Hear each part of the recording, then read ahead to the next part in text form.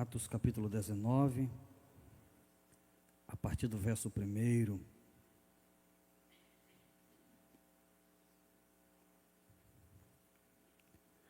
O texto diz assim: E sucedeu que, enquanto Apolo estava em Corinto, Paulo, tendo passado por todas as regiões superiores, chegou a Éfeso. E achando ali alguns discípulos, disse-lhes: Recebestes vós o Espírito quando creste? Recebestes já o Espírito Santo quando crestes? E eles disseram-lhe: Nós nem ainda ouvimos que haja Espírito Santo. Perguntou-lhes então: Em que sois batizados então? E eles disseram: No batismo de João. Mas Paulo disse: Certamente João batizou com o batismo do arrependimento, dizendo que ao povo que cresce no que após ele havia de vir, isto é, em Jesus Cristo.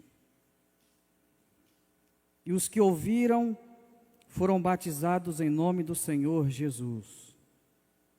Impondo-lhes Paulo as mãos, veio sobre eles o Espírito Santo, e falavam línguas e profetizavam. Versículo 11. E Deus, pelas mãos de Paulo, fazia maravilhas extraordinárias, de sorte que até os lenços e aventais se levavam do seu corpo aos enfermos, e as enfermidades fugiam deles, e os espíritos malignos saíam.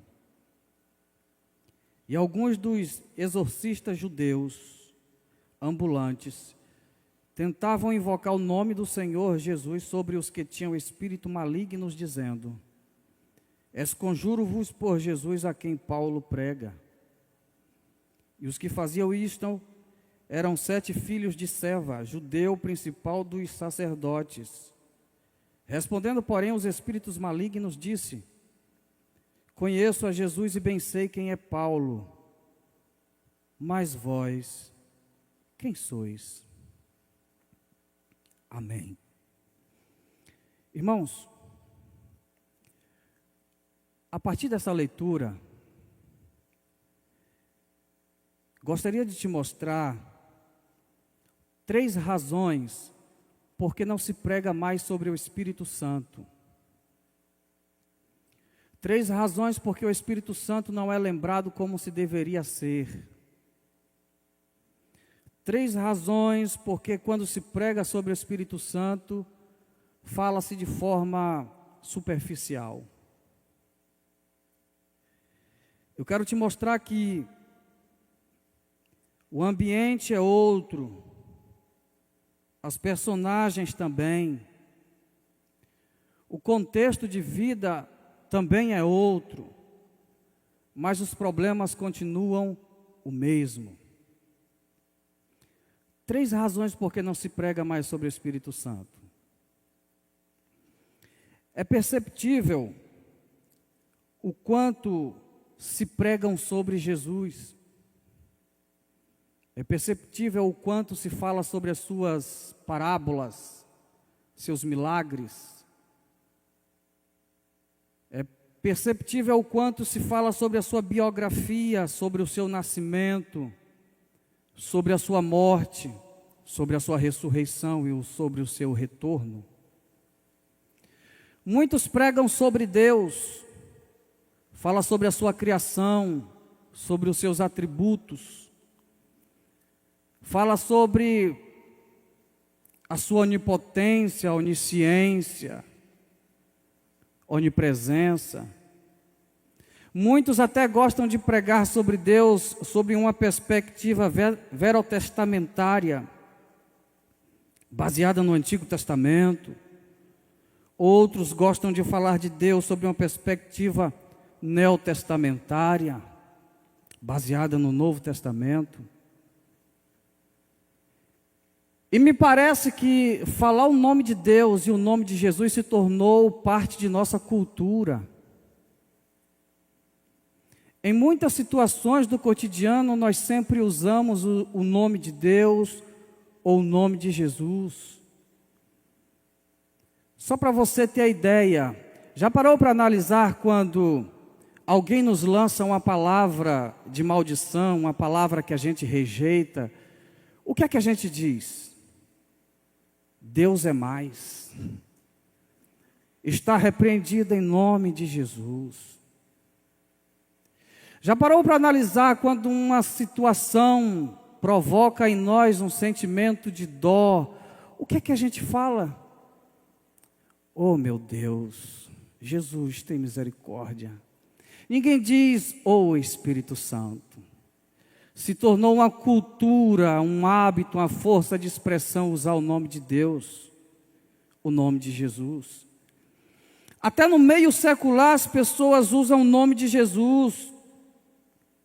Até em uma partida de futebol, quando o jogador faz um lance bonito ou um golaço, o que é que o narrador diz? Meu Deus, que golaço, vai ficar na história. E me parece que só falamos o nome do Espírito Santo em um templo, em 3 ocasiões. Só falamos do Espírito Santo no templo quando o pastor dá a bênção apostólica, que a graça do nosso Senhor Jesus Cristo, a comunhão de Deus e a consolação do Espírito Santo seja com cada um. Na segunda ocasião em que se fala sobre o Espírito Santo, é no ato batismal. Eu te batizo em nome do Pai, do Filho e do Espírito Santo.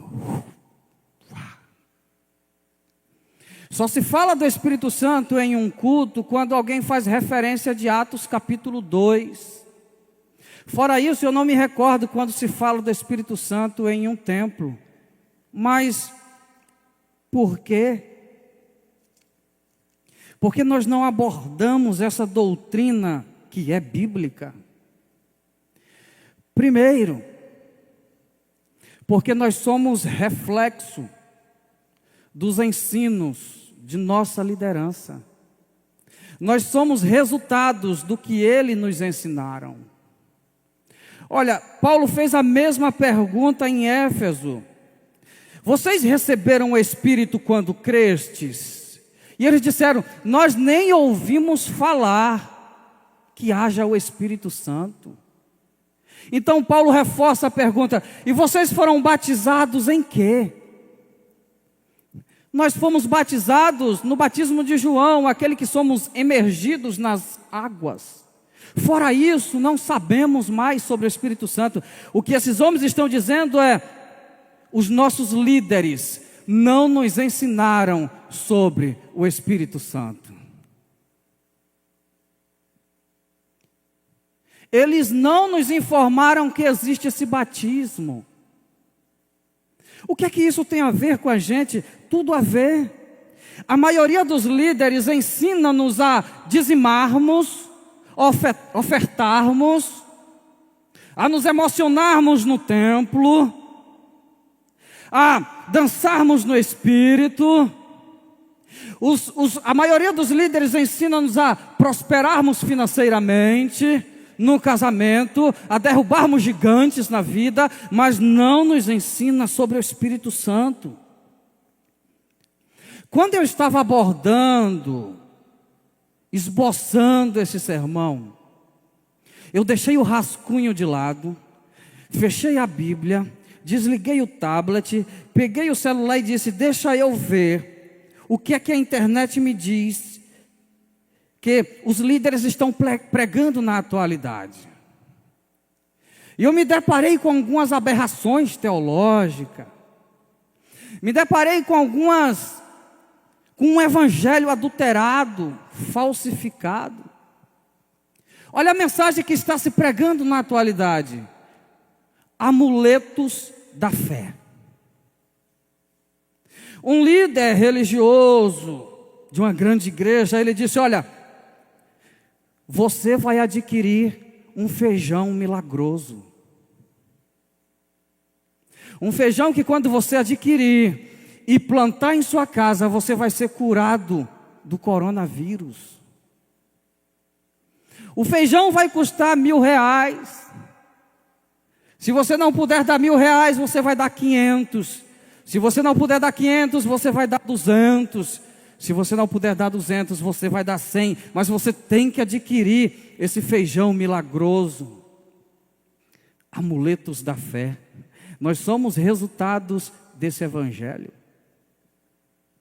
Irmãos, vamos botar isso para matemática? Vamos resolver isso na matemática?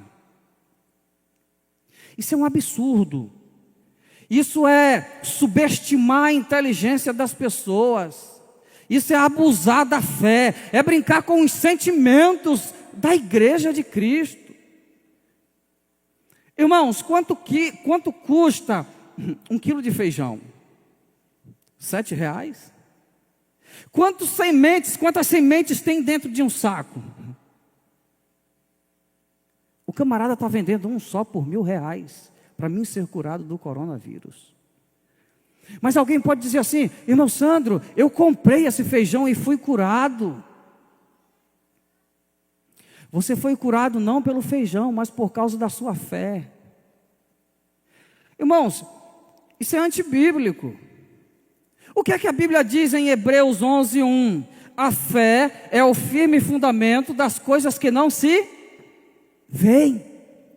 Quando eu te apresento uma semente de feijão e te digo, aqui pode te curar, eu estou estimulando a tua visão para você crer. A fé não me exige ver para crer, tocar para crer. Ela diz, a fé é o firme fundamento das coisas que não se veem. Isso é antibíblico. Eu não preciso ver para crer. Eu não preciso tocar em elementos para crer. Quando alguém apresenta esse tipo de evangelho, está literalmente rasgando Isaías 53, verso 4. A Bíblia diz assim: e verdadeiramente Ele levou sobre si as nossas enfermidades. Quem levou e para onde? Esse texto está falando de Cristo. Cristo levou todas as nossas enfermidades lá para a cruz. Quem nos garante cura não é o manto sagrado, não é a rosa ungida, nem o caroço de feijão, é Cristo que morreu na cruz. Nós somos resultados desse evangelho, porque não se prega sobre o Espírito Santo, porque se cria doutrinas, mas não prega as doutrinas que já são criadas. Se inventa aquilo que na Bíblia não diz. Segundo exemplo de absurdo que encontrei na internet foi a teologia da prosperidade. O líder disse, agora você vai dar o tridízimo. O dízimo que representa Deus, o dízimo que representa o Filho, e o dízimo que representa o Espírito Santo. Oh, querido, já está difícil dar o dízimo que a Bíblia ensina. Imagine o tridízimo. Se você fizer isso, você vai ser abençoado. Incrível como alguns usam Gênesis capítulo 22 para provar que se você der tudo a Deus, você vai ser próspero. Eles dizem, Abraão deu tudo a Deus no altar. Deu não, irmão. As pessoas que dizem que Abraão deu tudo no altar para Deus em Gênesis 22, nunca leram Gênesis capítulo 13, verso 2. A Bíblia diz que Abraão era rico, riquíssimo, em gado, prata e ouro. Ele não levou o seu gado para o altar, ele não levou o seu ouro, nem a sua prata, ele só levou Isaac. Ele não deu tudo para Deus. O que é que eu aprendo com isso? Antes de ofertar os meus bens, o meu salário no altar, eu preciso ofertar a mim mesmo. A teologia da prosperidade está ridicularizando o Evangelho. No livro do reverendo John Stott, com o título Eu Creio na Pregação, logo na introdução do livro, ele diz assim: sermãozinhos, pregação pequenininhas, mensagenzinhas, geram cristãozinhos. Nós somos resultados desse Evangelho, querido. Quando eu estava abordando as parábolas de Cristo, eu percebi uma diferença na pregação de Cristo para a pregação da atualidade. Quando Jesus narrava as suas parábolas, ele narrava para mexer com o intelecto das pessoas, com a razão. Ele fazia as pessoas pensarem. Observa que ele começa algumas parábolas dizendo assim: o que vocês pensam a respeito do que eu tenho para dizer? E aí ele narrava a parábola. Ele diz o que vocês pensam, ele está forçando o ouvinte a pensar. Quando Jesus disse assim: qual foi o filho que obedeceu o seu pai? O primeiro ou o segundo? Ele narra a parábola e apresenta dois filhos. Quando ele pergunta isso, ele está forçando o seu público a pensar. Só que as mensagens na atualidade não. Ela não provoca a minha razão, ela provoca a minha emoção. São apelos emocionais. As mensagens na atualidade, ela quer provocar o teu choro. Ela quer que você saia da igreja dizendo: menina, eu me arrepiei quando o pregador disse aquela fala, aquela frase. As pessoas estão vindo para a igreja para chorar, para se emocionar, mas não para pensar: por que é que eu sirvo a Deus? O que é que eu estou fazendo aqui dentro? Porque eu defendo a fé. Cristo fazia as pessoas a raciocinar, a criticar, a fazer uso da mente. Os pregadores da atualidade faz com que você chore, se arrepie, pule, dance, mas quando sai daquela porta diz: o que foi que ele pregou para mim? Somos reflexo desse Evangelho. Somos reflexo desse Evangelho. É por isso que a Bíblia diz assim em Atos 2,42: e perseveravam na doutrina dos apóstolos. Será que hoje as pessoas, as igrejas estão perseverando na doutrina dos apóstolos? Em nenhum momento Paulo disse que uma semente de feijão curava pessoas. Em nenhum momento o apóstolo Pedro disse que a teologia da prosperidade te enriquece.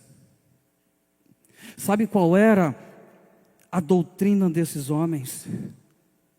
Esses homens morreram pelo Evangelho. A tradição judaica diz que o apóstolo Paulo foi decapitado. As suas últimas palavras antes de morrer pelo Evangelho foi: combati o bom combate, acabei a carreira e guardei a fé. Cabeça para um lado, corpo para o outro. A tradição judaica diz que o apóstolo Pedro foi pregado em uma cruz. Quando ele estava pregado em uma cruz, a história diz que ele pediu aos seus algozes: eu não sou digno de morrer como meu mestre.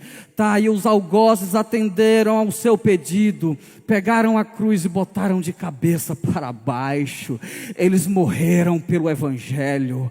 O apóstolo João, a história diz que ele foi levado para um caldeirão fervendo azeite, e os historiadores dizem que quando ele estava caminhando para pular no azeite fervendo, ele cantava louvores a Deus.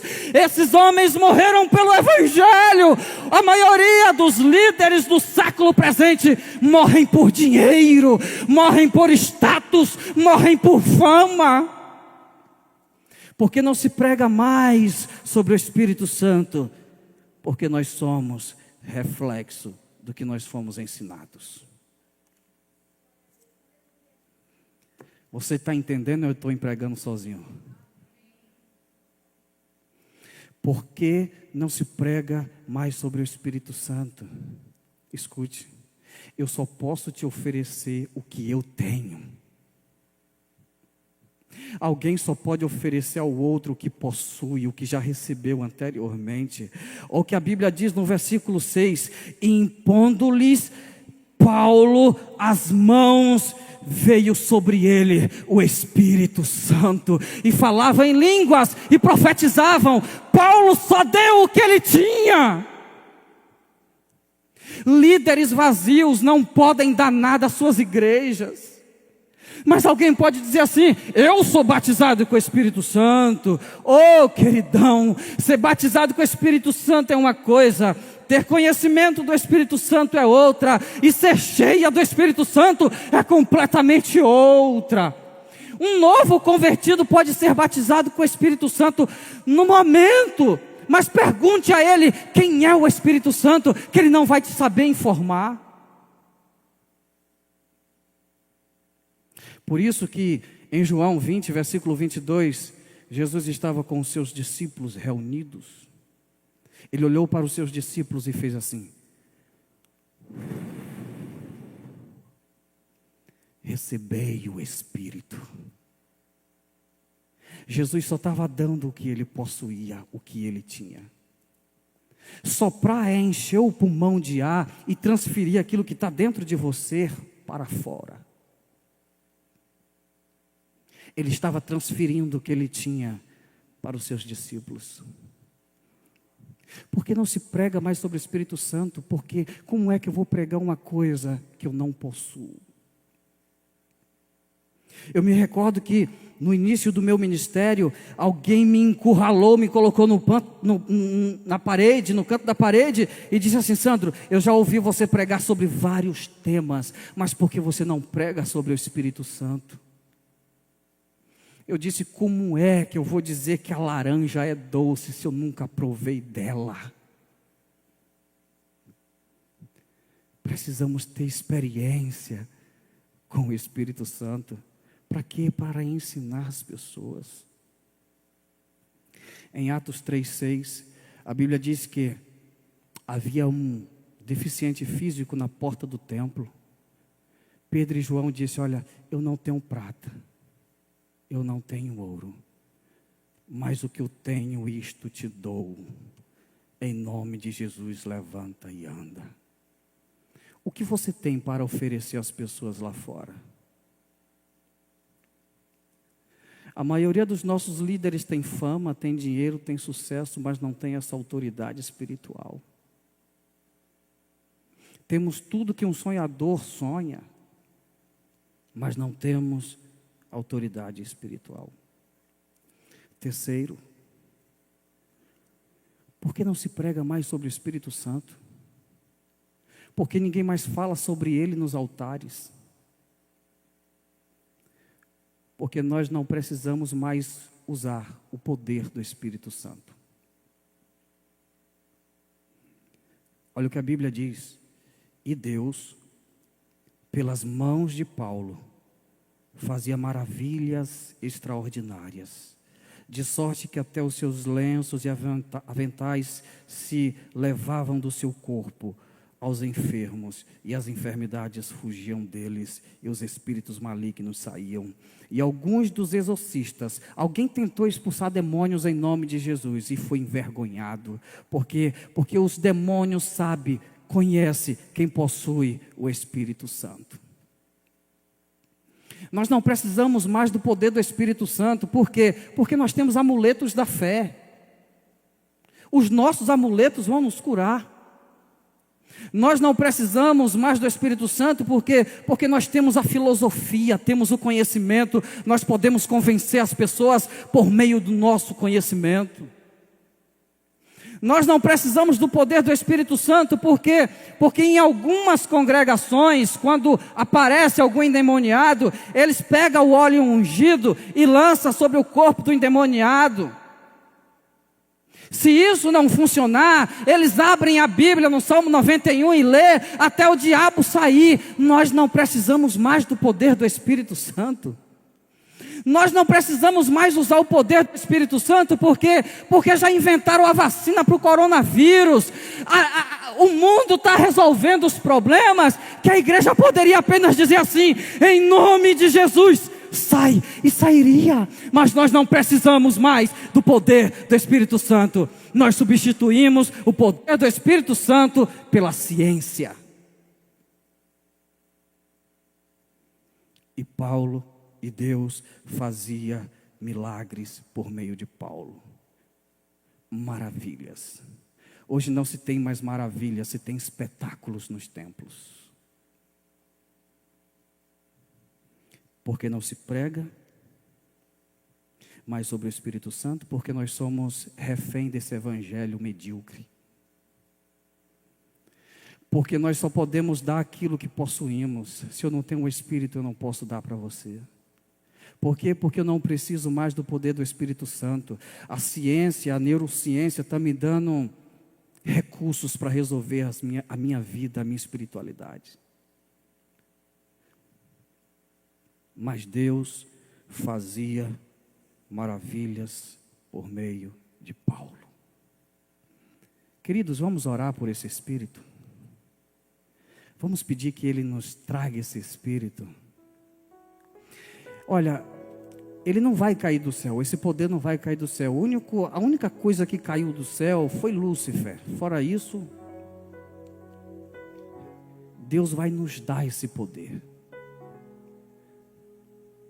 Não vai cair do céu. Enquanto eu estiver sentado, sem abrir minha boca, sem reconhecer que preciso desse poder, não vai acontecer. Eu vou fazer essa oração, mas eu gostaria que o irmão Emerson viesse até aqui à frente, porque quando eu terminar a oração, ele vai fazer uma oração também, para que Jesus nos batize com o seu Espírito, para que o Espírito Santo nos dê poder para profetizar. As pessoas têm medo de profetizar. Por quê? Porque a profecia já perdeu o seu crédito. Perdeu o seu crédito. As pessoas dizem que vai acontecer e que Deus vai dar e nada acontece. Então, eu não quero mais esse dom para mim, eu não quero fazer isso. As pessoas têm medo de profetizar. As pessoas têm vergonha de falar em línguas estranhas. Eu ficar falando aquilo? Você pode curvar a sua cabeça? Meu Deus, a tua palavra foi pregada. Nós cremos no teu Espírito. A Bíblia diz que Jesus foi ungido por teu Espírito. A Bíblia diz que o nascimento de Cristo foi obra do Espírito Santo. Senhor, nós precisamos desse poder. Nós precisamos dessa graça, Senhor. Vem sobre nós nessa manhã. Faz aquilo que eu não posso fazer. Faz aquilo que o meu esboço não pôde fazer, o que a minha oratória não pôde fazer. Eu declaro agora, receba o Espírito Santo. Receba o Espírito Santo. Receba o Espírito Santo. Faz uma obra aqui, Deus, que eu não possa fazer, que eu não posso fazer, Deus. Realiza agora o teu poder sobre este lugar, Deus. Confirma a tua palavra que foi pregada aqui agora, Senhor. Oh, Deus.